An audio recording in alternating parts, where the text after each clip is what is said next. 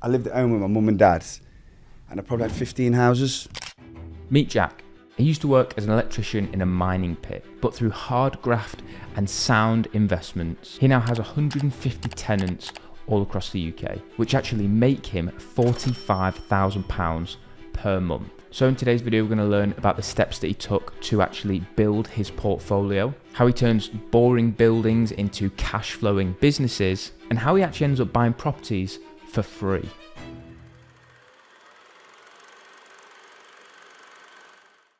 Jack, thanks for joining me on the podcast. Thanks for having me. So this is an exciting one for me. We met a while back at a housing association HMO event, and since then we've been talking quite a bit with a shared love and interest in HMOs. For anyone who's listening or watching this and they're thinking, who is Jack Townsend? How would you describe yourself? What is it you do? Who are you? And give us an insight into you. I'm a property investor, developer, landlord. Yeah. Yeah, got my own letting agency, full-time developer, yeah. Yeah, and what sort of stuff do you do? Give me an idea of the kind of portfolio you've got or properties you manage, that sort of thing. At the minute I've got 23 HMOs, 20 single lets. I've got a 14-bedder that you've seen, which is ongoing. I've got a 7-bed HMO, which is ongoing. I've got a 7-bed just about to go into planning, another 15-bed just about to go into planning. Yeah. I didn't know about the 15-bed. Yeah, that's cool. Yeah. Exciting. So you've got a lot of what people call sui generis HMOs. For anyone who doesn't know, a HMO is a house of multiple occupation where you have a lot of people living in one property and you rent property out room by room. When you go 7-bed or more, you have to go through planning. Those are the sorts of things that are your bread and butter, right? That's the sort of thing that you really like at the minute. Yeah, it's the commercial valuation, the uplift. Yeah, yeah. That's where you can really make some nice funds, money in, money out deals. Yeah. Yeah. But you've got quite a few single lets as well. I have, yeah. Yeah, I bought my first house when I was 19. And I had a good 10 years of just buying single let houses. So I didn't even know about a HMO, till my late 20s, really. Yeah. So, when I was buying property, there wasn't really any YouTube, wasn't really any internet. I feel old saying that. Yeah. But, that's how it was, I can remember getting up and every Wednesday buying my local paper to go to the middle page to look for property and ringing the agencies up, that day to try and get a viewing. There's no Rightmove or nothing like that. I feel old when I say it, but I feel really young saying that I don't know what the property industry is like without Rightmove. Yeah. But that's the game reality. changer. Yeah. Yeah, I can't even imagine what it was like. It's been pretty tough. Every Saturday morning, going to get in the paper. Yeah, ringing them quick. Can I have a viewing on? Yeah. It was. Yeah, it's as technology's grown, it's got a lot easier. Yeah. Because I didn't have a clue, about any of the strategies. I probably had, say, 15 houses, all single occupancy, saving up, repayment mortgages, no interest only, hadn't refinanced, just grinded and just, bought and bought. And then when I learnt about the strategies, that's when it changed for me. Yeah. Yeah, we can dive into this a bit more later on, but you're very creative. From the conversations we've had, you get very creative with the property deals that you've got. You look for not necessarily loopholes, but ways in which you can get creative with your property deals, and it's something that's really fascinated me, hence why I wanted to get you on the podcast. But you've got a 14-bedder, you've got a 15-bedder going through planning, you've got 7 beds, 8 beds all over the place. How many rooms do you own at the minute? When the deals are done that I've got going at the minute, it'll be 130. 130 rooms. 130 active rooms, yeah. Yeah. Wow. All self-managed. 6 weeks. Through my letting agency, yeah. Yeah. Yeah. Wow. Okay, so hard work. Yeah, I can imagine. Chaos. I can imagine. But your background wasn't always. You've not always been a property investor. Are you family developers or investors? No. My mum's a hairdresser. My dad's a builder. Dad's a good builder, but his passion wasn't property. No real wealth from my family. My dad's a very skilled tradesman, you know, but his passion isn't property. My dad's passion is music, but that's another story. But I had one of my best friends' dads. He had a small portfolio, and growing up, he explained to me about property and how it's a good thing, you know, wealth creation. So from the age of like 18 years old, the advice that he gave me, I've just been tunnel vision ever since. Simple as. Never stopped, never changed, you know, what I wanted out of property. It's a real life rich dad, poor dad. Yeah, it is exactly that. Wow. Exactly okay. that, because, you know, my dad's not a businessman, but he's a very skilled tradesman. You know, my mum and dad aren't rich. You know, they never give me any money to set up, but they give me a lot of their time, and I owe a lot to them for that. You know, didn't have any money, but gave me all the time to do my properties up. You know, I was an electrician as well, so it helped. So yeah. So you did secondary school, Yeah. and then any other further education after that?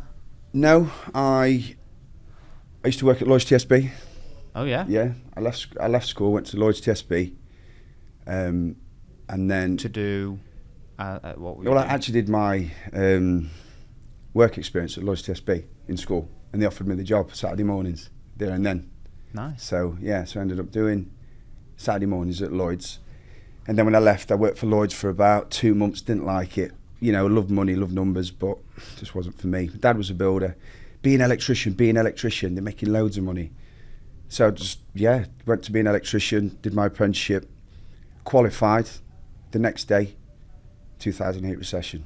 Literally, like within a week, my firm went from like, God, it was over 100 staff to like 10 maintenance. So yeah, so then I started working down a coal mine. I got one of my dad's good friends was a under manager at Pitt, so I went down the pit as an electrician. Wow. And then I was down the coal mine 5 years. Jeez. Yeah. That So must have been intense. it was hard work. Yeah, it was hard work. It's a different sort of graft down there. Yeah, it was good. Set me up. It did. And then when I was down the pit, I bought my first house when I was, what would have been, just turned 19. Bought my first house. Off the back of the advice from your friend's With that dad. tunnel vision, yeah. I just set my trajectory, and that was me. That was me. I just went to buy. And that's what I did for... I lived at home with my mum and dad, and I probably had 15 houses. Living at home with my mum and dad, straight up. I remember you telling me that. Yeah.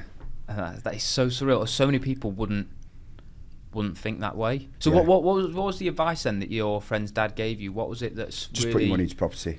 Just that was it? Just Yeah. sink it into property and giving you the baseline of like, you buy a house, goes up in value, Yeah. you get cash flow from it. That's sort of like Yeah. the basic fundamentals Yeah. of property. Pretty much, yeah.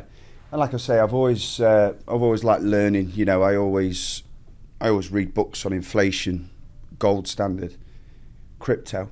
You know, understand fractional reserve banking, inflation. You know how your currency is eroded by inflation. You've got to have it in a tangible asset. I understood that at an early age.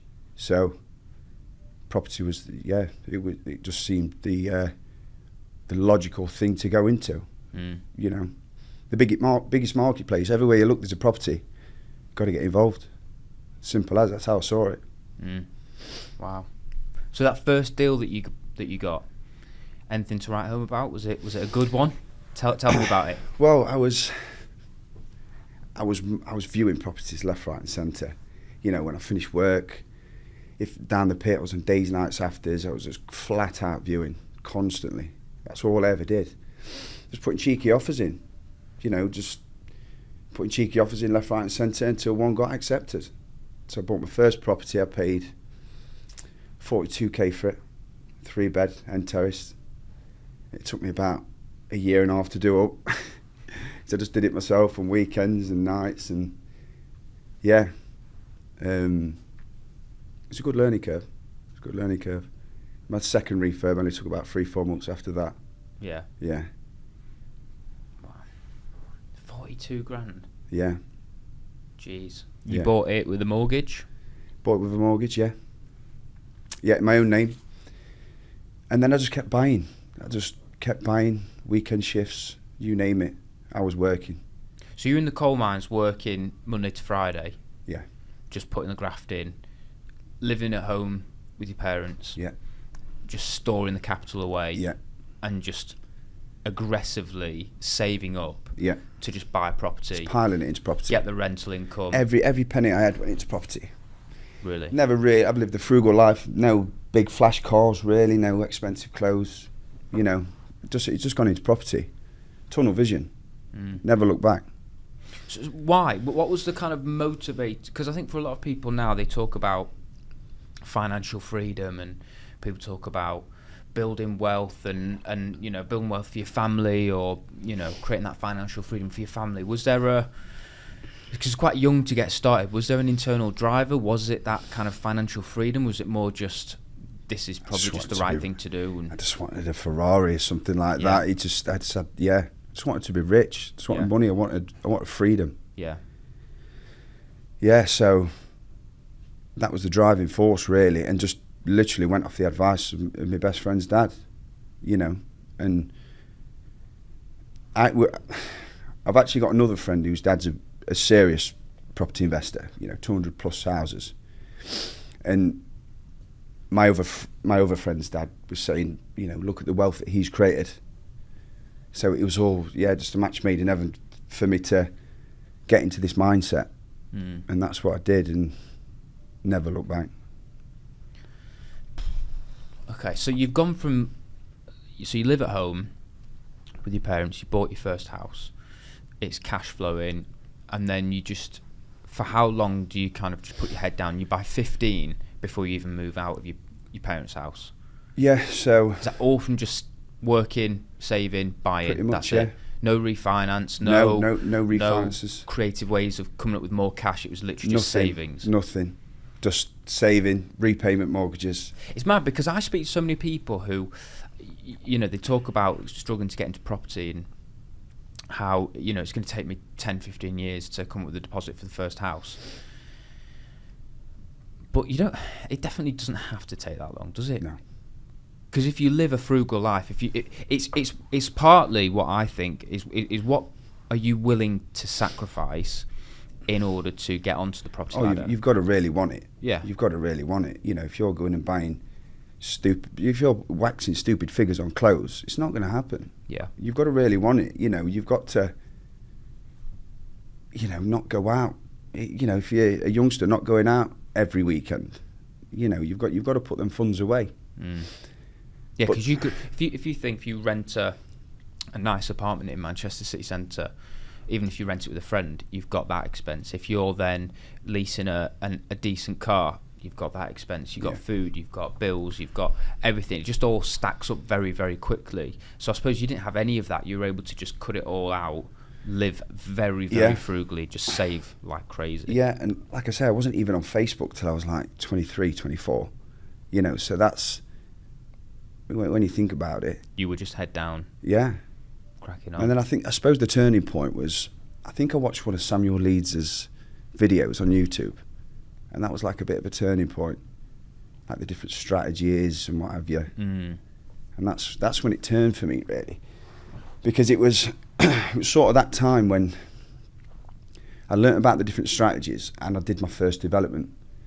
So I had 15 houses, lived at home, and round the corner from my mum and dad's, this property that me and my dad had seen for, God, years. As soon as that comes up, that's a plot. Corner plot, big back garden. Came up for sale, bought it, got the planning on the back garden for a pair of semis. So that was me. So, you know, I was, right, I'm going to be a property developer. I'm going to start building. That's what I always had in mind to be, building houses. Because my dad was a builder. You know, I wanted to impress my dad a bit, really, I suppose, you know. And I wanted to build houses, wanted to take it as far as I could. So, bought this corner plot, got the planning on the back garden, and I thought, right. At the time, I was working as an electrician. I was on site at this time, and I said to myself, I was working on the build at night, I had like a bit of a groundwork team, and I was helping them at night doing bits.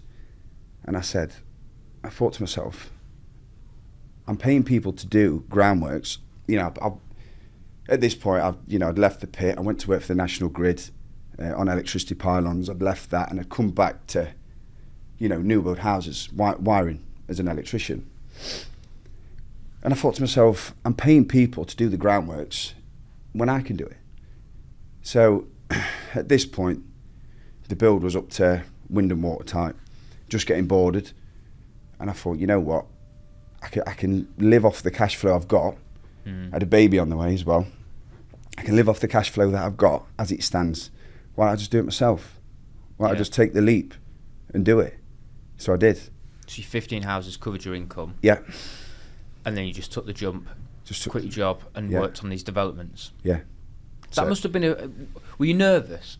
Because I know a lot of people when they jump first into the world of planning in particular, you to kind of level up, don't you, from buying a house and sprucing it up, or buying a house and even converting it into a 4-bed HMO, something like that, to suddenly going into planning, buying something for land to get planning. What if it doesn't come off? What if you don't get planning approved? All of those concerns people seem to have. How did you navigate that first time going through that process? I didn't really.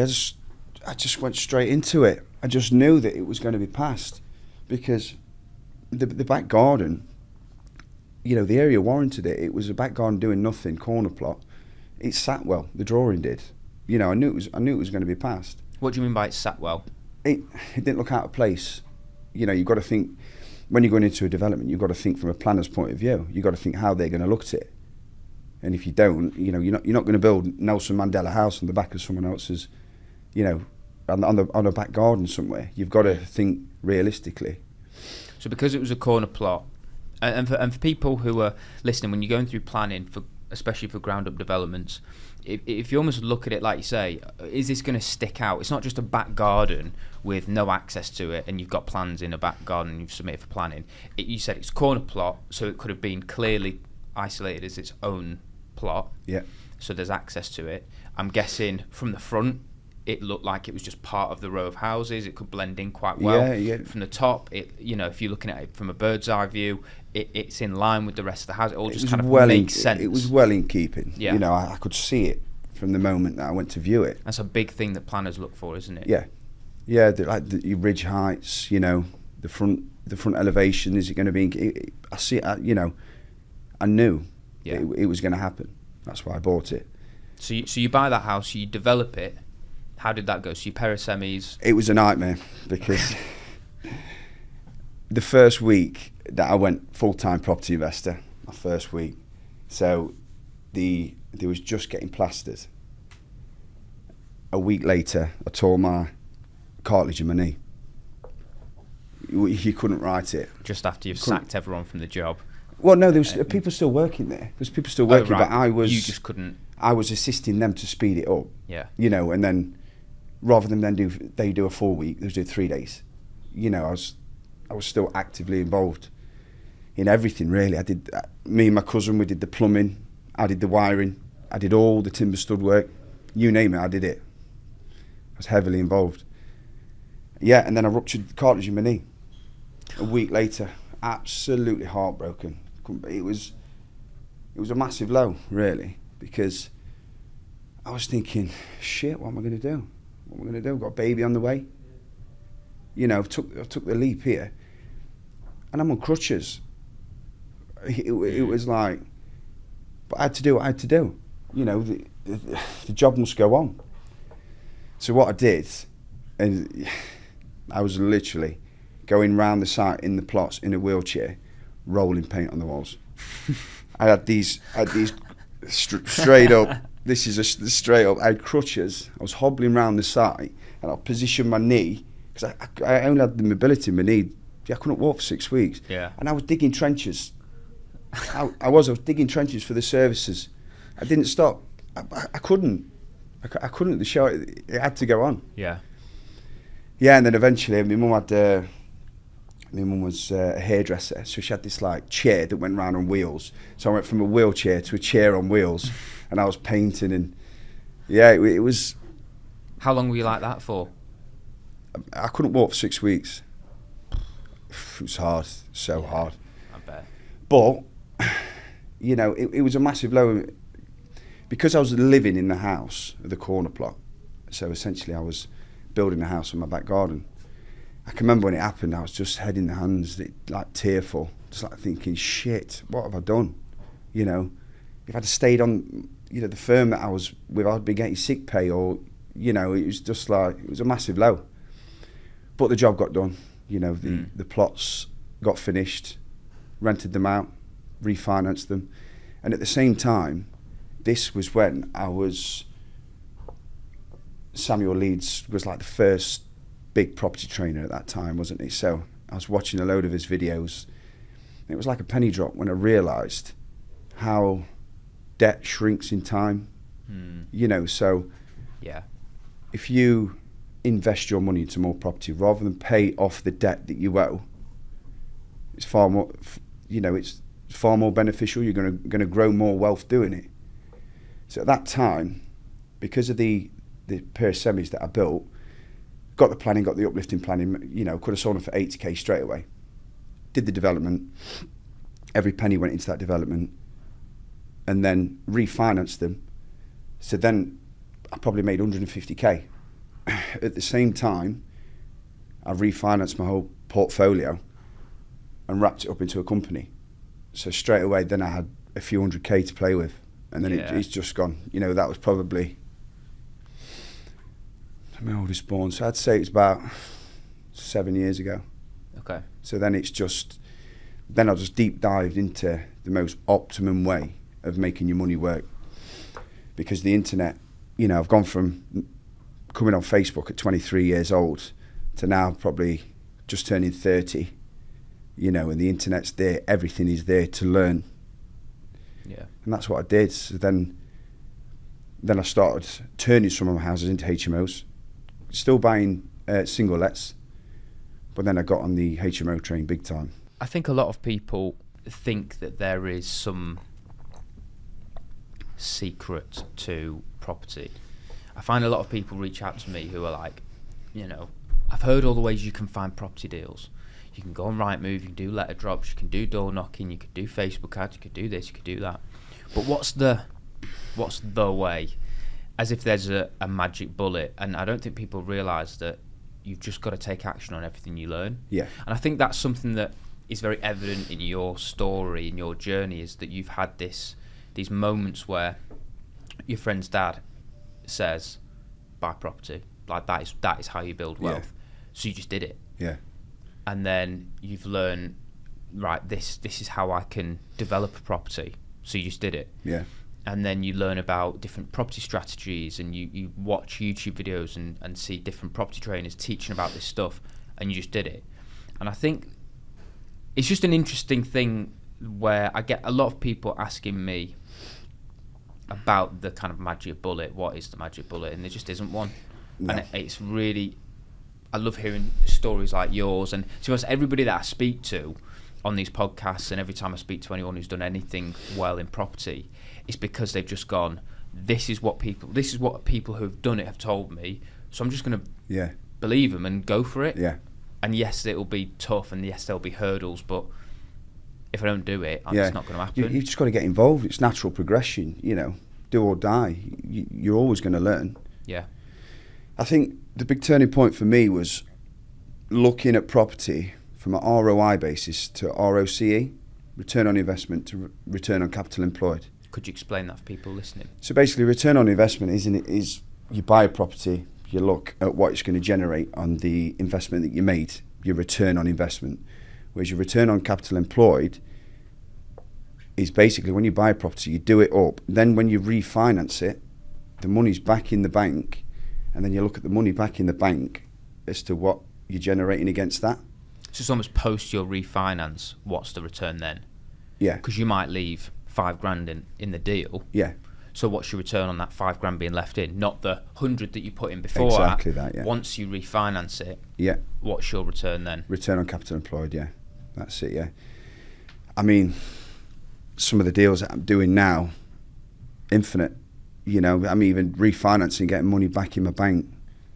You know, with some of the, you know, the last few deals that I've done. So then, when you look at return on capital employed, it's a game changer, because then you can turn properties into commercial buildings.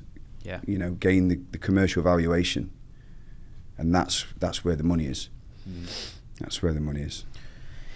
Interesting. So you've gone from just living with your family, buying 15 houses, to quitting your job, developing out some properties and selling them. Then you've gone, right, let's even diversify even more and get into the HMOs. And so is that just when you refinanced your portfolio, you sold off the development, and you just went hell for leather on the HMOs? Yeah, so I started doing HMOs, and then at the same time, one of my friends was doing a development when I did my pair of semis and did my knee. And I was like, I was making good money on the HMOs, doing 4 and 5 bedders. I wasn't doing any sui generis at this point. And a friend of mine says, why don't we team up? Why don't we just start a house building company? So that's what we did. So, good friend of mine, I trusted him, same work ethic as me. We set show developments up, and we started doing new build houses. We did about 4 or 5 developments, 4 developments, a few plots each, and yeah, we made some money.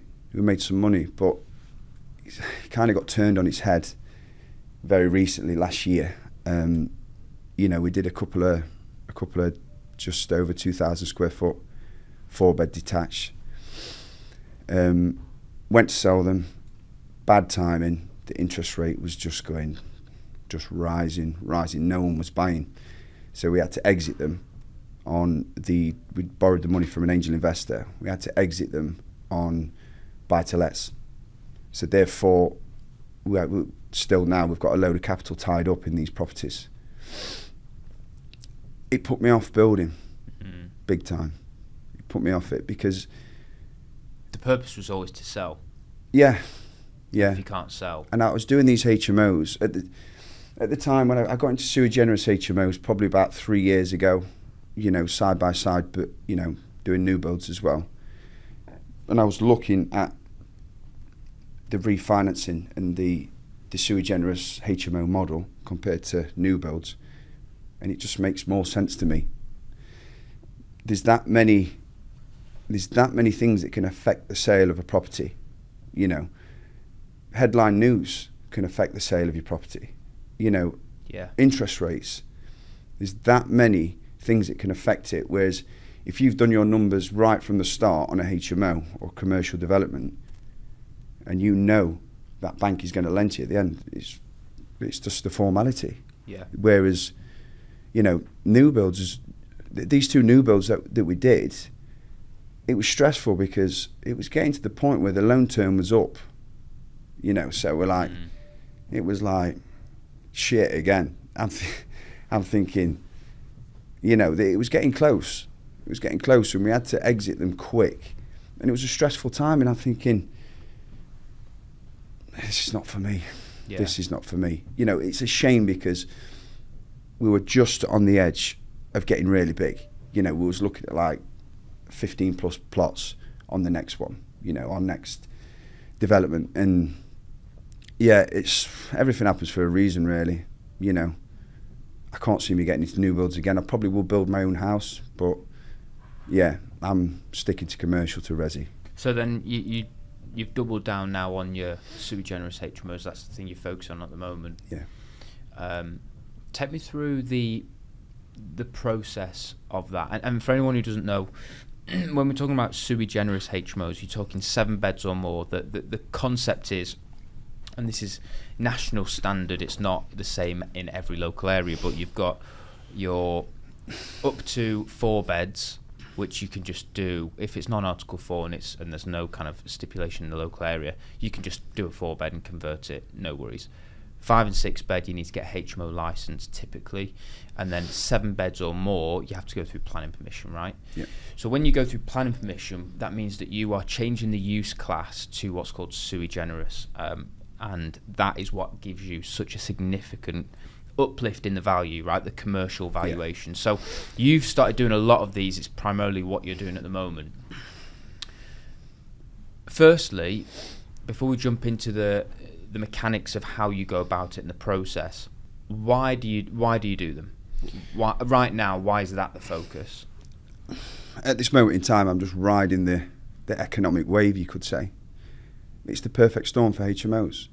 I've got people moving out of single-let houses, mid-terrace houses, into double rooms because they can't afford it.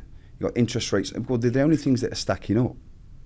You know, money in, money out deals, and they're still stacking up. Yeah, you're paying a high interest rate, but all the figures are still working. It's the perfect storm for HMOs as it stands. I can't see anything else that's worth an investment in my time as it stands. You know, the interest rates are high. When they come down, will that lead to other avenues? Probably. How much they come down, I don't know. But as it stands, it's HMOs for the rest of this year, without a shadow of a doubt. Yeah, I agree. When you talk about what stacks, you've got obviously houses to flip. You've got houses where you renovate them, you trade them, or what have you. But finding those, this is what I'm finding, is that it's not that they don't work anymore. It's that you leave more money in the deal, typically. But if you are able to buy something, renovate them, and just refinance them and rent it out to a normal single family, those deals are really, really few and far between. Whereas what you're doing with HMOs, especially when you're going for the commercial valuations, you're driving up the value based on what you're doing to it, as opposed to just by getting it super, super cheap in the first place. So you don't actually have to worry about getting the houses really cheap. And I was speaking to a friend of mine, Alfred Jade, who does HMOs as well, and he was saying the same. He buys houses and he's happy to pay market value because he will pay market value because he knows how to drive the price way through the roof beyond the market value. So it's all about being able to drive that price up to enable you to pull your money out. Yeah. Once you've got the mindset on a sui generis HMO, I mean, I've offered above market value before because it's stacked. Yeah. Because I can see, I know the square footage, I know what I can create, and I know at the end I can get the commercial valuation. So to nick it, you know, to make sure I get the deal, I've offered more. Yeah. And a commercial valuation for people who are wanting to learn, as a rough guide, what is a commercial valuation? It's a valuation based on the turnover of what the building creates, basically. Yeah. So rather than just saying, this was a 3-bed, and all the 3 beds on the houses sell for 200 grand. So therefore, once it's done to a nice standard, it's worth 200 grand. Rather than saying that, it's saying, well, we're converting this into a 7-bed, which means that we're taking it through planning. It means that we've got 7 tenants in there paying us a huge amount of cash flow. Therefore, the banks see that as a more valuable and commercial asset, so they will value it based on the income, not just on what all the other houses are selling for. And that just takes it to the next level. Yeah. It supercharges your portfolio, doesn't it? Yeah, it does. As soon as you know that you could do that. But then again, you've got to tread really carefully as well.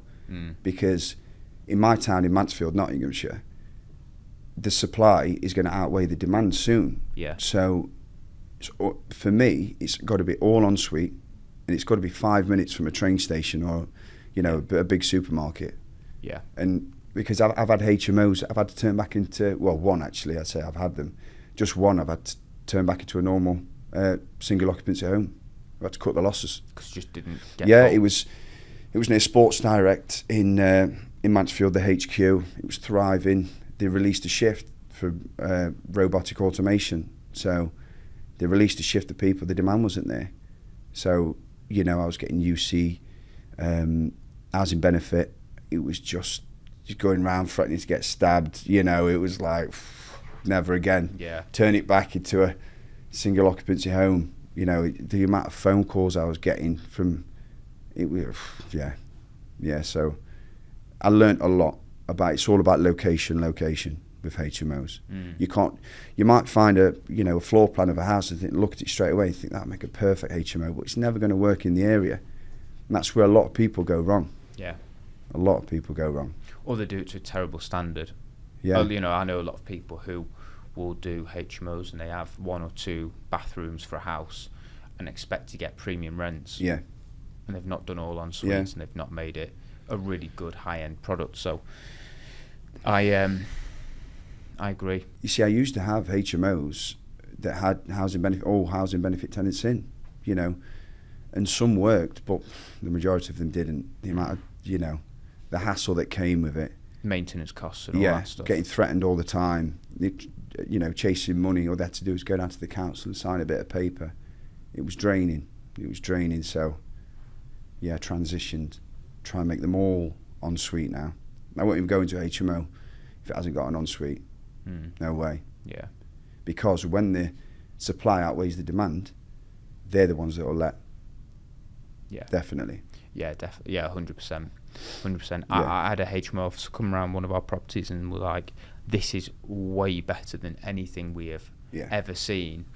And it's for me, I was like, this isn't even as good as it could be. Yeah. But I think it goes to show so many people just buy properties, stick a bedroom in the reception room and try and rent it out, and they just do a terrible job. Yeah. You've got to plan ahead, and you know, you've got to think about where you're investing. It's going to reach saturation point at one time, because it did for me.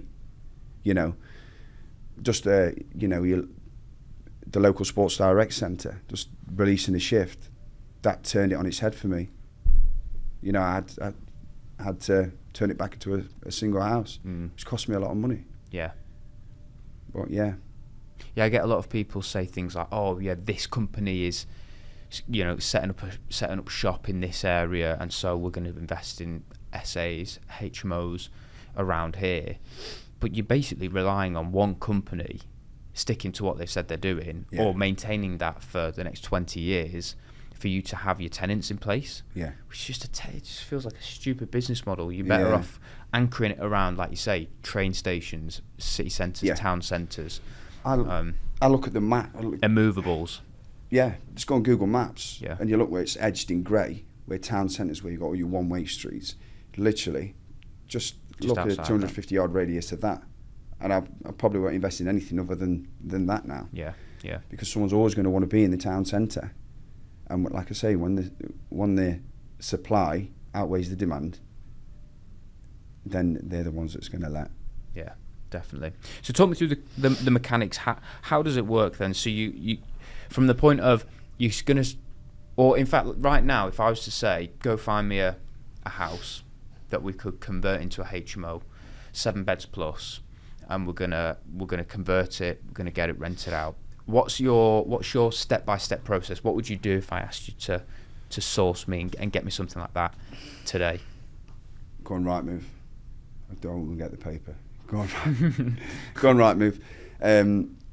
Yeah, just I've been looking for so long now. I can scroll down Rightmove and I can literally see a property and know it's going to be the right layout by looking at it. You look and see new builds. Just scroll on by. Yeah, the developers so made small. the money in them. You know, you're not going to get they're tiny rooms as well. Yeah. Every time I look at a house, if I think, oh, that looks big, if I can see that it's a new build, I just don't bother even looking at it, because the rooms are so small. You need bay windows, 3-metre ceilings, you know, properties like that. Yeah. Scroll down Rightmove, find a property that, you know, on first glance looks like it'll make a good HMO. Straight on before even going into the floor plan or anything like that, look on the maps. See if it's in the right location. If it's in the right location, do a bit of digging into the demand in the area. Obviously check the floor plan. I mean, if you can see a property this size of it by it's from picture scan. on Rightmove. And then just go on spare room. I've done it before. I've rung some rooms. Say if you've got a HMO in the area where you're looking to invest, and there's 2 rooms available, 5 gone, ring them up. Oh, what happened to the other 5? And majority of the time they'll tell you. So it's market research. Oh yeah, but it's a brand new HMO. 5 have gone straight away, demand in the area. Yeah. Yeah, then go from there. Then look at what council it's in. Look at the council's policies. And if you're looking at going a 7 or 8 bedder, there's a few ways in which you could look at it really, because if you're dealing direct with the vendor, you can get a bit creative with the deals that you offer them. Or if it's straight up, you know, you're dealing with the agency and you can't talk to the vendor, then you just have to make an offer. Maybe, you know, sometimes if you say, I'd like to make an offer subject to planning, you can get them. But I always try and talk to the vendor straight away. That is, you need to get to the root of it. You know, as soon as you can speak to the vendor, then it can open some serious doors.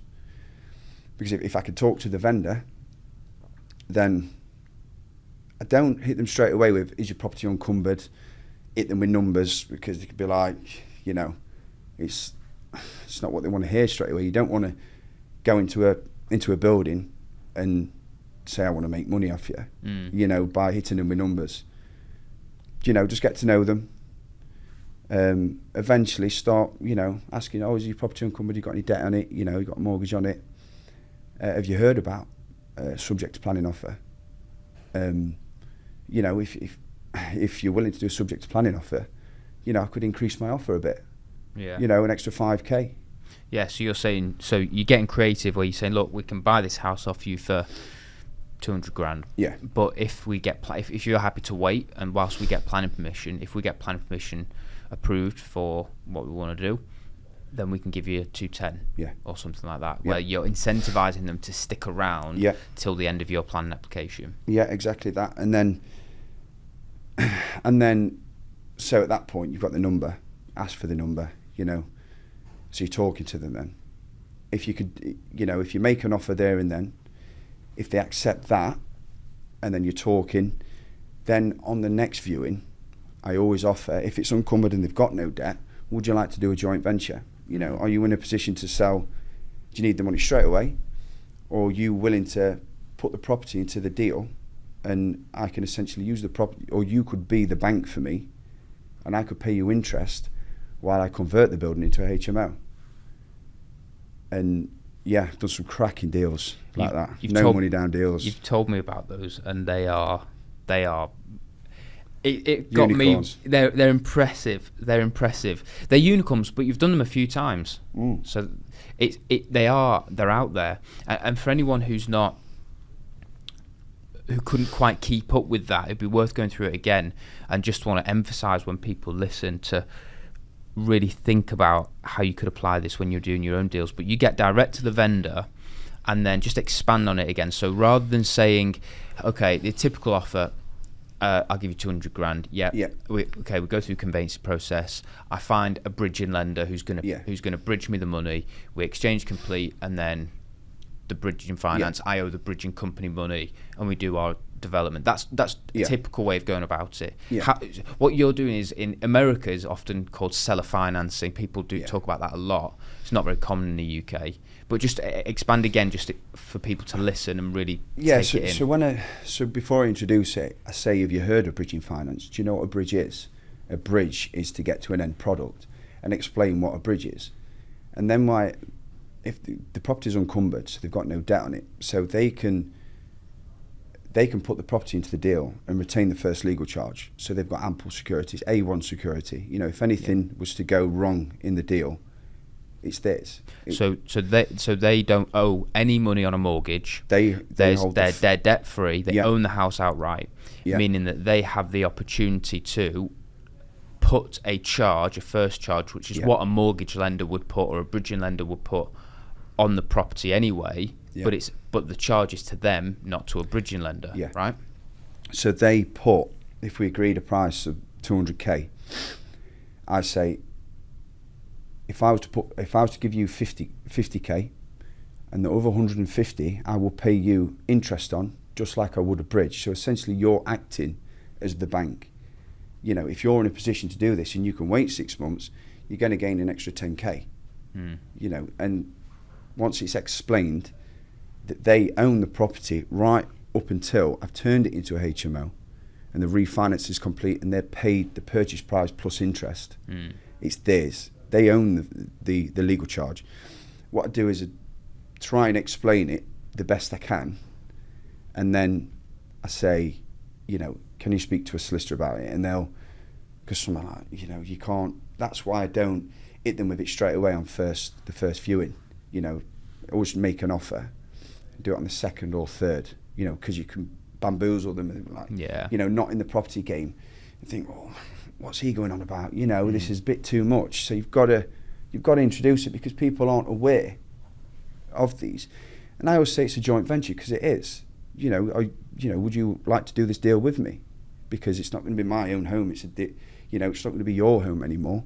It's not going to be my own home. It's a bit of a joint venture for the both of us. We're both making money from it. You know, hit it at that angle. And yeah, I've done some cracking deals. Talk to me about one of them if you can. So then once you start peeling away at the layers, and they trust you, and quite often I can say, you know, if it's local to me, you know, do you want to go and have a look at this deal, or do you want to speak to the solicitor that did that deal? You know, we can show you the loan agreement that we did last time. So once they're willing to do that, then you could say it's a bit cheeky, but then I say, do you know the 50k that I was going to put in, rather than that be held in a client account, why don't you just give me the property? You know, so then you know, I offer them 0.8% interest on the 200k. So you still own it. You're loaning me the whole building then. And I've done 2 deals like that, which have literally, well, I want to say they're not like no money in, but you've got, you know, architects fees and planning fees. So you're a few grand. For the sake of a few grand, but you're essentially getting a 100% loan on this property. Yeah. And you purchase it. The seller is the one who gets the charge on it. They're the one who's loaned it to you. They own the building right up until the very last hour till it's done. Yeah, and then, well, you own the building, right? You own the building, but they have a charge against it, like a mortgage would. Yeah. And then you refinance it, pay them back plus their interest. And for you, the kind of sales pitch is almost, well, rather than paying you interest on 150 grand and 50 grand just sat there not making any interest, why don't you make you money? Why don't you get it, the whole thing, to make you money? So you've done that twice over. That's twice. So you've managed to get into what size HMOs were they? It was a 6-bed HMO the first time I did it, and now I'm doing it on a 14-bed. Yeah, so you've managed to pick up the property, a 14-bed and a 6-bed HMO for free. But you've just had to pay for about 8k in. 8k per property?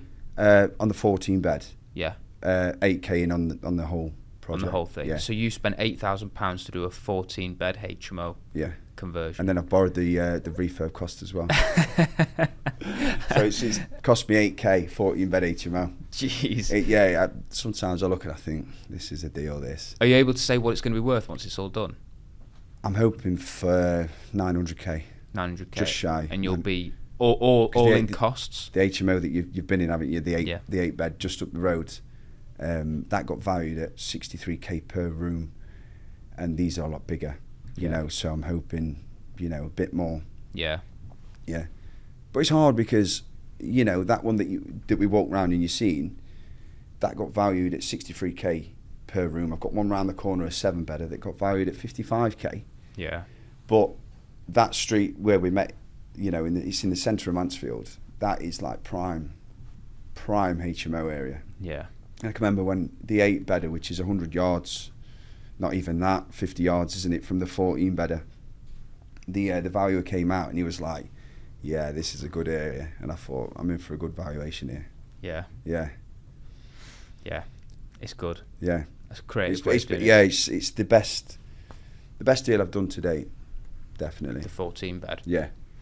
And then the reeling it back to finding a property like this. So you'd look at a floor plan. How do you measure whether this works or would work as a HMO? Obviously, you'd have to go and speak to the council, look at the local councils.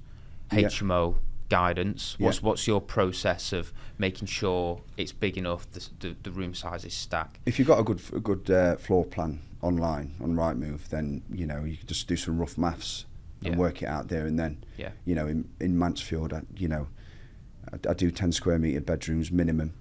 And that's because that's Mansfield's requirements. Yeah. So then you haven't got to create additional kitchen space, dining space in the kitchen, should I say?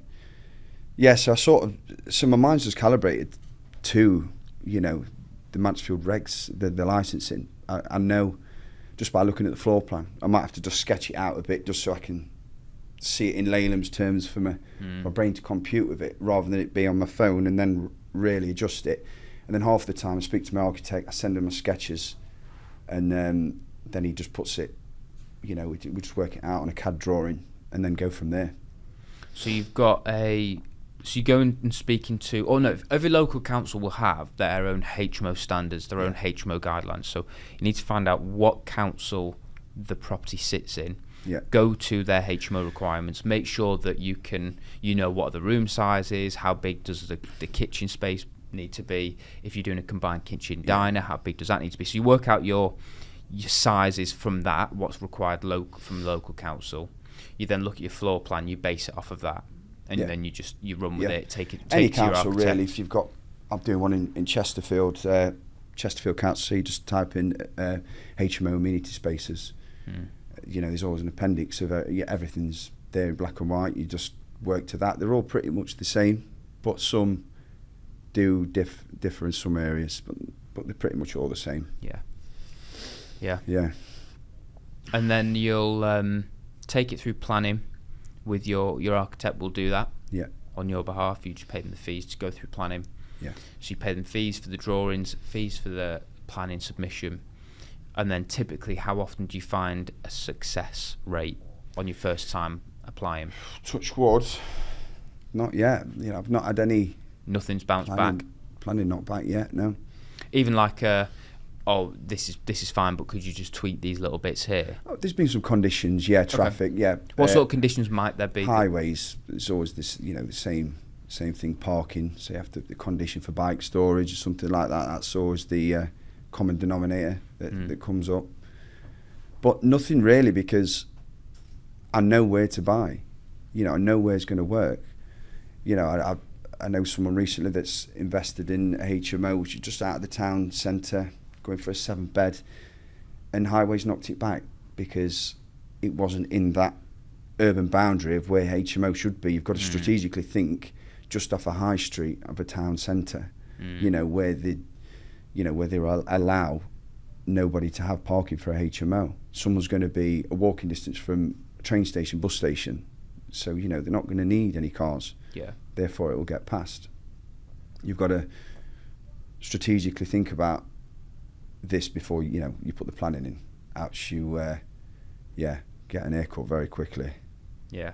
And then your 6 beds or less, you're not really doing much of those at the minute. No, I can't. No. And is that primarily down to natural progression? Just want to keep getting bigger. Yeah. Probably next year is going to be, as we spoke about. I've got, you know, a good deal, which which could be the next step for me. It's a step up from your 14-bed even, isn't it? Yeah, it's a big one. It's going to be 30 plus flats.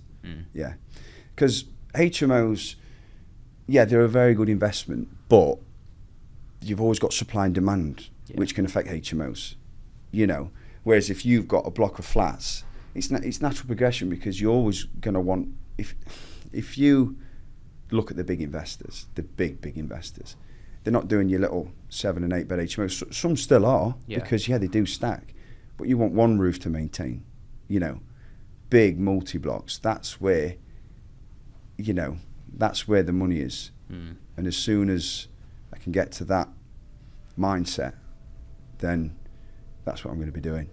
We were talking before when we were having food, weren't we, about John Howard, who's been a guest on the podcast as well. He's doing so well, but his big thing is have one property, multiple units, and that's how he makes his money. And it does feel like, if you want to move into the apartment blocks, the huge units, the huge blocks of multi-family, it's American, isn't it? But like multi-unit properties, your apartment blocks, that sort of thing. HMOs are a really good step into that, because you're essentially creating micro studios, aren't you? Where it's co-living. It's every room has an ensuite, and that's why doing things like that also is really helpful, because if you're going all en suite in your HMOs, maybe a few kitchenettes here and there, you're really not far off a studio apartment then. So to then take the leap into, right, we've done a 14-bed HMO, well, what if we did a 14 studio apartments? Yeah. You know, what if we did a block of 20 studio apartments?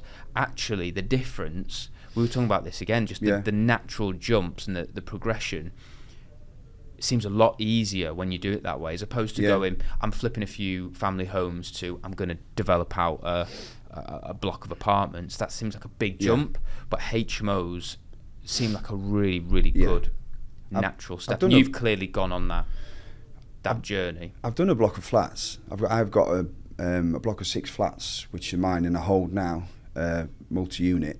Learned a valuable lesson with them as well, because I did the flats just after my second build with my business partner at the time. And, you know, I went in a bit blind, thinking, if you see this block of flats in Mansfield, I've rendered it, I've put stone stills, stone headers, you know, a plaque on the front, new roof, you know, I really went to town. And it does really look nice. And I'm thinking, they're going to value these. You know, these are going to be worth some money, these flats. And then when the valuer came round, I quickly learned there's only ever going to be an investor that's going to buy a block of flats like that. Therefore, it's a commercial valuation. So it's based on the turnover. So that deal, I had to leave 100 grand in. And I was like expecting all my money out. You know, so I was like, shit, this has not worked. So quickly I learned, that was at the same time of doing the sui generis HMOs. So I learned very quickly that you're always deemed to a commercial valuation, and you've got to respect that. Because you can't do a block of flats from the outside and give it some curbside appeal and think, oh, they're going to value this at, you know, 10k more than the block of flats down there that don't look the part. You know, you're deemed to that commercial valuation on its turnover, no matter what. Unless you're going to splitting the titles and stuff like that, you know. So it is purely down to income. Yeah. And they would say it doesn't matter how nice it is. Yeah. If they rent the same, then the commercial value is still the same. Exactly that. Yeah. That's interesting. So on that basis, have you had any experience with, or have any knowledge of, if you were to purchase a 6-bed or 6 apartments or a block of 10 apartments, for example, or HMOs, I guess, and if you were to buy it cash, put everybody's rents up, and then get it revalued, I'm guessing you would get that uplift in value because the cash flows increased. Yeah. So you're increasing your, in the same way you would build, you get a higher value on a you know, a shop, because the cash, but depending on how much you're generating, depending on how much the income is, it depends on how valuable that property is. Yeah, and there's deals out there. There's, you know, if you see blocks of flats that look tired and old, you know, there's people doing it. Well, this is what John does. He buys apartment blocks, but then he just makes sure they're either empty when he buys them or he empties them, spruces the whole thing up, kits them all out, gets the rents through the roof, fills it all, and then refinances out on a crazy valuation by raising the rents. Yeah, good strategy. Yeah, not that I've ever done it. No, but that is. But the concept is, the concept's there. Yeah, adding the value. Yeah, you'd have to get it at a good price. Add the value, then refinance. Yeah, new kitchens and, you know, probably old council blocks. Do you do much commercial to residential, commercial to HMO? Yeah, that's that 14-bedder was a solicitor's office. The one just up for it that you've seen, that was an office. I forget what it was for. And the previous 5 deals before were all offices. So it's all just been commercial to residential. Yeah, it's, you know, and have you found the? Is it different in any way? Would you go through the exact same process in terms of what you can offer, the planning process? Is there anything different that people would need to be aware of, rather than going from a 3-bed terraced house to a 7-bed HMO? Other than you need planning, you've got to get planning. If you get an office and turn it into residential, it's not automatically got the C3 to C4. Yeah, you've got to put the planning into C4 straight away. I learnt that on probably about 2 years ago. I had to put the planning in again. So I just thought I'd just get the planning, turn it into C3 residential, turn it into a 6-bed, sorted. But no, it didn't work like that. You've got to go from an office to a C4. Them granddad rights that some people call it, you know, where you automatically get the C3 to C4. It doesn't work on offices. So yeah, that's something to bear in mind. So if you converted something from a commercial property, isn't a Class E, isn't it? E-class property. You convert it from Class E, commercial, i.e. it might be like a block of offices. You convert that to a C3, which is a family home. You then need to go through planning again to turn that into a C4. Yeah. Interesting. I didn't know. I'd have thought that because it's then C3, that you then could just jump from C3 to C4. No, I think it's so many years it's got to be. It's got to be C3. No, it's got to be used as a C3. So essentially, you'd have to get someone paying the council tax on it. Yeah. You know, which, you know, you're buying it, you need to convert it quick. So, but luckily, I just put the planning in again, which cost me, you know, whatever the fees were, £500-600, and I changed it to a C4 quick time. Is there anything that people need to be looking out for if they're going to do those commercial to residential? You know, is it likely that if you had a block of offices and either side, I've heard people say if it's commercial either side of them, you know, is it going to be really hard to get planning to go through to some form of residential, whether it's C4, whether it's HMO or a family residence? Have you found that, or has that just not been something you've come across? I don't know, because I think every town's in the same position. But you know, the commercial space, if you get the commercial space at the minute it's dying. It's everywhere, empty. You know, so councils are really, really looking for residential. You know, and you know, if you walk through Nottingham city centre, I walk through Nottingham and I'm just amazed at like how it's changed from walking around Nottingham as a kid. And my town, Mansfield, I just think this is all going to be residential. It's got to be. What else is it going to be?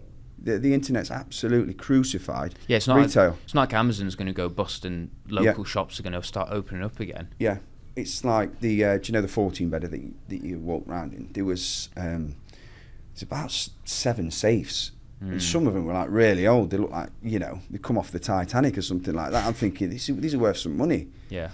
When I actually rung about, and some people that trade in safes, you know, they said, you know, you've bought a solicitor's office that are now working from home. Imagine how many safes are coming to the market now. They're not even worth the scrap. Yeah. You know, and that's just a trend of things to come. Wow. Because, you know, everybody's doing it. Solicitors are working from home. So it's commercial to resi is the way forward for me. Yeah. Because you get so much more space. Yeah. This is the thing. I'm looking at a block of, it's currently empty. I think it used to be offices, and you're talking like 6,000 square foot. Yeah. Which you're not going to find a house that's 6,000 square foot anytime soon. You're really looking at, if you get a good sized house, 2,000, 2,500 square foot that you can maybe convert, maybe a little bit bigger, but it's few and far between. Yeah. So you're not going to be getting these kind of 10-bed plus HMOs out of existing family houses, unless you've got some, you know, Victorian mansion. Yeah. But commercial, I think what I find hard about commercial is that agents know that there's now value in converting property into residential. Yeah. So they're just hiking the prices up so unnecessarily. Yeah. So the property's not actually worth that at all, what they list it for. Yeah. But because they know, well, you're going to just spend X amount of money and convert it into, you know, apartments. Yeah. The prices are so overinflated on commercial units. Yeah. If you look at commercial per square foot, it's on average a third cheaper than residential per square foot. So if you get commercial per square foot cheap and then get the uplift on planning, you've made this straight away. Yeah. You know, and that's how I see the future with property investing for me. Yeah. Definitely.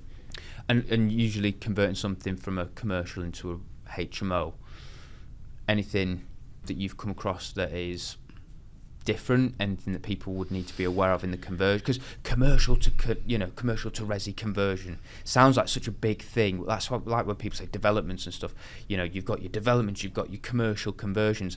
Those are kind of lumped together as the big boy strategies. Yeah.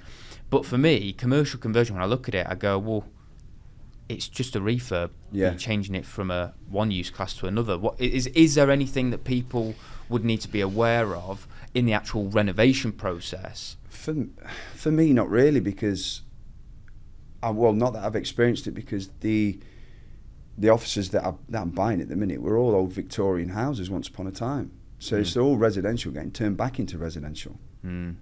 So it's just a normal makeup of a normal house. You know, there's nothing really that's going to be, you know, different other than a normal conversion. Yeah. You know, It's all back to brick, it's all rewire, it's all plumbing, it's all stud walls, Yeah. it's all the same thing when you actually Yeah. strip it back to its bare bones. this block of 30 that I'm looking at, you know, there's the fabric of the building is obviously a lot different. Yeah. But same again, it's not really More kind of high street block sort of Yeah. thing, is that what you're looking at? all open plan. So it's nothing that scares me, because it's all just sound walls. I Yeah. know the spec, done them before, done sound tests on the block of apartments that I've got, on all the HMOs that I've done. You know, I know it's just economies of scale. It's just getting Yeah. bigger, you know, and it's going to essentially be do the same copy and paste 30 times. Yeah. I know there's a bit more to it than No, that. no, but it's like, it is to an extent when you've done it before, and, Yeah. and you talk about things like your soundproof walls, soundproof studs. What's the difference between a HMO soundproof stud and a normal stud wall that someone might? so need to be essentially, aware? yeah, it's you've got to lose 40 decibels between them. Yeah. So you just a normal timber stud, you just do 2, Yeah. and then just double board it either side. You've got to have that air gap for Yeah. vibration, and then you just mat all the floors. Yeah. Yeah, So if for you the- just double up on the Timber the stud. studs. Yeah. Yeah. Just with a 50mm air gap. You don't put any kind of insulation in there. Yeah, or- you've got sound insulation 50mm Yeah. as well, so the insulation doesn't touch. Yeah. Yeah. So, but things like that, when you know, especially, and this is where I found honing in when you're doing HMOs, honing in on an area, a local council area, means you can start reeling this stuff off Yeah. really easily, because you know, well, my local area needs 10 square meters Yeah. per room for this, and you know, if it's this many rooms, then we need a kitchen dining space that needs to be this size, and we know that we need all of the, you know, X, Y, and Z. You know, you can end up learning it super easily. Oh god, yeah. So Yeah. then you just go, right now, like it is Yeah. a rinse and repeat model. Yeah, So whether yeah. you're doing a commercial conversion, whether you're converting a 3-bed terraced house into an 8-bed HMO, it's all the same thing. You rip it all back, Yeah. and then you do it to the spec that you've done everything else Yeah. in the same way. And Yeah, the numbers are still the same. You're still refinancing at the end. I mean, you can sell, but I have no interest in selling. Yeah. You know, from the turmoil that we had with the new builds, I just, you know, I'm just converting and holding Yeah. all the way. I'd like to think that, you know, my turnover's to a point where I want to be, that some of these multi-unit blocks that I'll eventually start doing, that I will offload. yeah. But I'm not in that position yet. But yeah. And if you end up doing apartment blocks, you could eventually, if you need some cash here or there, you could even split it down into different leaseholds, sell off Yeah, a few units, yeah. keep half Yeah. of them. That's the amazing thing about the apartments as opposed to HMOs. You can't Yeah. really. I've seen people trying to sell Yeah. HMO rooms, and you just Yeah. think, oh gosh, Yeah, it's just someone's not gonna setting happen, is themselves it? up for failure. But Yeah. Yeah, there's a few different strategies like that with title splits and what have you. yeah. Yeah, definitely. One question I get from people is, are you not concerned about an 8-bed HMO being commercially valued? What if you can't sell it because other people don't see the value? It's always going to sell. You know, it's based on a 10% yield, the value, roughly, give or take whatever. Value it deducts, you know, management fees, maintenance and what have you. But an investor's always going to try and bid you at 8%, you know, on the GDV, whatever they're offering. But the way I looked at it, if you've got one HMO, one 8-bed, or if you've got 50, you've got more chance. If you're selling 50, you've got more chance of a hedge fund coming in and buying, or Yeah. you know, a pension fund, because You've you know, got a much bigger There's a asset lot. base. There's a lot there and a lot to offer. And I've heard stories these big funds buying big, you know, portfolios of HMOs. So, well, I hope so anyway, because that's That's your exit plan. yeah. No, I've heard other people do the same, and Yeah. it's interesting. I was actually speaking to a friend of mine who that is their strategy. They've basically managed to secure some angel investment.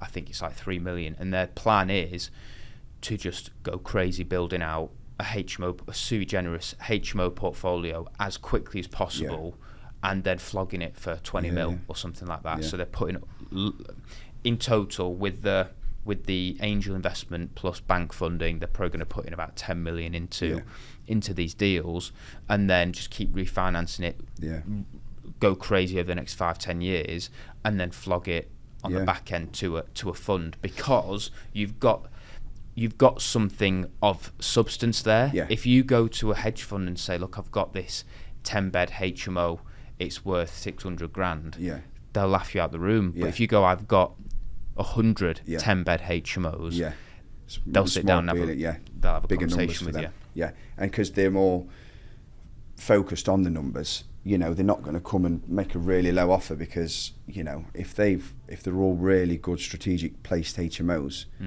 they're going to offer 8% plus, on the GDV, on the valuation that they create from it. So it's there, and I might sell, in a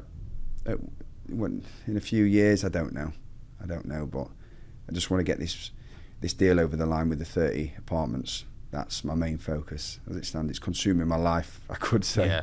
The numbers and everything. I'm doing a lot of research into it. Even though I'm doing a 14-bed HMO now, it's the next stepping stone for me, and there's no margin of error, because the big numbers. I've got the GDV at like 3.2. Yeah. So. And you think once you've done that, you probably wouldn't step back into your 7-8 bed HMOs. You think you'll probably, if I've got that mindset, keep going bigger. My mind's calibrated into those deals, then just keep going. Yeah. It's exciting. So that's Hopefully. The plan. That's the plan for the future. This is just constantly taking that next step. Yeah. I'm looking for land to build my own house, because I've rented. It sounds stupid, but I've rented my family homes for past 3-4 years. Not had any money in my own house. Didn't see that sense. So I'm looking for land now to build my own home, and that's going to be happening soon, hopefully. What sort of thing are you thinking? Nothing mad, nothing mad. Just a nice 5-bedder for the kids and me and my missus. That's something that I'm looking at, and just ticking over with a few HMOs the rest of this year and try and get this 30+ apartment block into planning. I'm down London next week meeting the building owners, the directors. They're from a big company that own a lot of commercial. And hopefully we can do a deal. That's my plan. Have you got a goal for end of the year? How many additional rooms you want to add to the portfolio, or anything like that? Do you think in those sort of ways? Yeah, I'm getting 200 rooms. Okay. Yeah, and then that's an extra 60, 70 rooms to what you've got at the minute? Yeah, which is quite easily do middle of next year. Yeah. Quite easily. Yeah. And then I think that's enough rooms. Then I'd like to think that this 30 apartments is well underway by then. And maybe unlock the next kind of the next step. The next mindset, really. Yeah, because it's been a journey of, as soon as you've got that strategy in your head, sui generis HMOs, the commercial valuations, you can pull your money out. Yeah. That gives you the confidence to go door knocking and look at these deals. Yeah. And that's essentially what been my apprenticeship, to get that mindset. So now I just need to go to the next level for the big commercial to resis. Yeah, I think from our conversations we've had, from my conversation with a few other people, I do feel like, for me personally, I've locked in on these sui generis HMOs. Yeah. It definitely feels like a logical step, and I don't want to miss the boat on, because you don't know how long this is going to last. Buying these properties, converting them, getting such a huge uplift in value. Yeah. You don't know when that's going to dry up. You just have no idea. You've got to ride the wave whilst it's here. Yeah, with you saying that, because sometimes you think it's too good to be true, Yeah. because the money in, money out deals, But then you just wait and wait and wait. but it's working. Yeah. And then before Strike you while know the it, iron's hot. it's not available. People aren't doing it. And you Yeah. go, I wish I'd done that. Yeah, Yeah, it's crazy. Yeah. It's like back in just before COVID, or just after COVID, sorry, everyone's going, why didn't I buy a house 3 years ago? I would have literally doubled the value of it over the last 3 years. Should have done it. yeah. If you don't do it, you don't do Yeah. it, and you'll never reap the benefits. Yeah, you need to understand inflation, and that money in the bank is getting corroded away Yeah. on a, daily. That is such an interesting thing. It's something that I learned early on from people on YouTube. It was a eye-opening experience, realizing that your cash in the bank shrinks over time, so it becomes less valuable. But then on the flip side, that means that debt, if you owe money on a property, that's also shrinking in time, over time. So your debt becomes worth less as your property price increases. It becomes more valuable. Your rent increases. Everything if you're investing in assets that increase in value and you're locking in debt that's just decreasing, or just that stays the same, actually over time, inflation means that debt is decreasing. As soon as you understand that, then that's why I haven't put money into my own family home. Yeah. I didn't see it as sense, because you've got assets and liabilities, and I see your own house as a liability. It's not paying you anything. Yeah. You can save 5-10 years up 100 grand and put it into your own home. I don't know, 50k deposit, 50k refurb, and then you're deemed to pay that mortgage, for the next 20 years, when you can rent straight away. And if you've got 100 grand in your bank, that could be in and out 2 deals in 6 months, paying rent plus bills. You got the money back in the bank. That's why I've rented. Yeah. Yeah, and people I talk to some of my friends, and they're like, "Why are you renting?" I'm like, "Well, it actually makes sense to rent. I've got my money working in and out of deals, and I'm still living in a nice house, but my money's working. I don't see having that money tied up at this age that I am now. Don't get me wrong, I'm going to build a nice house because I've got the skill set to build, but you've got that baseline of put me in a good flow. position. I've had a bit of a nice kitty, money in and out of deals, constantly working. And if you look at that 100k for a figure, say I'm using to invest in my own family home, that's been working tenfold. That 100k over the last 7 years would have paid for the rent 10x easy. As soon as you understand that, your money working in and out of deals. You see, my cash flow, I don't keep it in cash. I like to, bit of a gold bug, gold and silver, bit of crypto, bit of Bitcoin, just edging inflation. If I've got money in the bank, I put it into a gold ETF. I wouldn't have it in cash getting eroded away by inflation. Yeah. I'll put it in a gold ETF and try and edge inflation, because the liquidity of it, I can put it in and out within 12 hours. Yeah. So I don't have any cash in the bank really. I always have it in a tangible asset. To say an ETF's a tangible asset, but it's tracking the price of gold. What's gold up? 28%, I think, is it, from Christmas? It's jumped up quite a lot, hasn't it? Yeah. So, as soon as you understand that, that's it, you're set. Yeah. Okay, so for people who, we'll start to wrap it up there then, but for people who are listening, watching, and they're thinking, whether it's their first buy-to-let, whether it's their jumping into HMOs, sui generis HMOs, whether it's someone jumping from being a buy-to-let landlord to getting into commercial conversions, what advice would you give to people? What's been something that you have implemented, or something that you've held on to that has got you through everything that you've managed to push through to achieve what you've done? Looking back to how I started, to how I've changed my mindset, someone getting started now, I'd say get educated, read books, get on YouTube, maybe even a property course.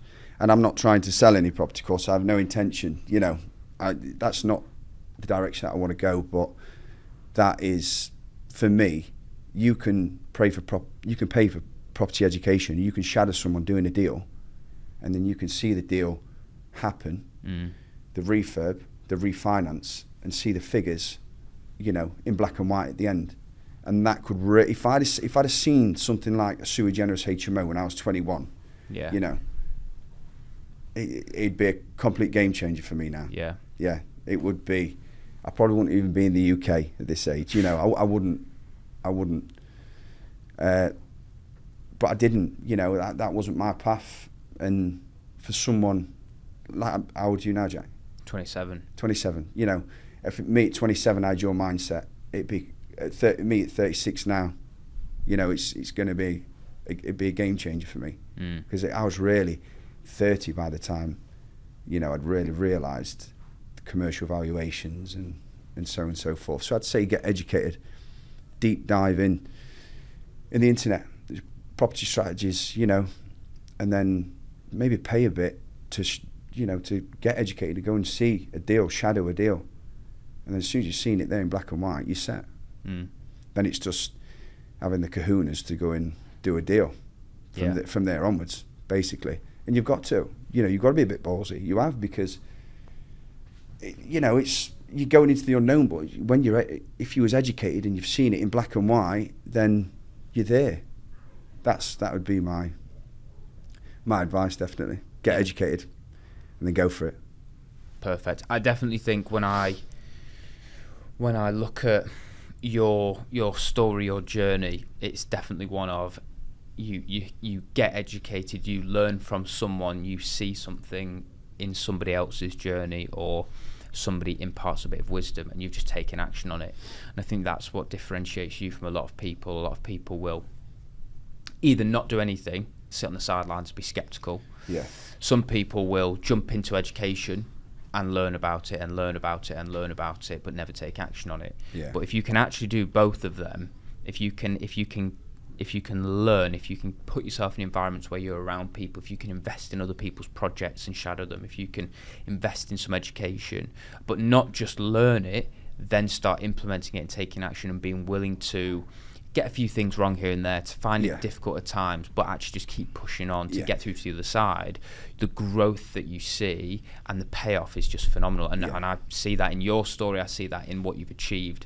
And to be honest, respect to you for it, because you've not been, it's not been handed to you. You've worked hard for it, and you've grafted for it. And I definitely think that I definitely think that people who are watching this podcast, listening to the podcast, will hear that in the way that you speak. This isn't something that you've just been born into. It's something that you've grafted for, and it's something for people to aspire to emulate, to learn what they can, and then just go for it. Yeah. You've got to really want it. You've got to really want it, and you've got to really want to get educated. And like, if you look at my journey, it's a bit arse over tit, really. You can't really say that it's been, I've gone the most optimum way. If I did, at 36 years old, I'd be in a lot different position. I would. But that was the journey that I've been on, and it was through no fault of mine, really, because there wasn't really YouTube channels and, stuff like that. The internet wasn't as rife as it is now with property education. So it's a shame, but here I am. Yeah. Well done for doing everything that you've done and achieving everything you've achieved. And thank you for coming on the podcast. It's been great for me. I've learned a lot, and I'm sure that everyone who's been watching, listening, will have learned loads too. If people want to reach out, check you out, find out what you're doing, hear about your story, your journey, keep up to date with everything that's going on with you, where can people find you?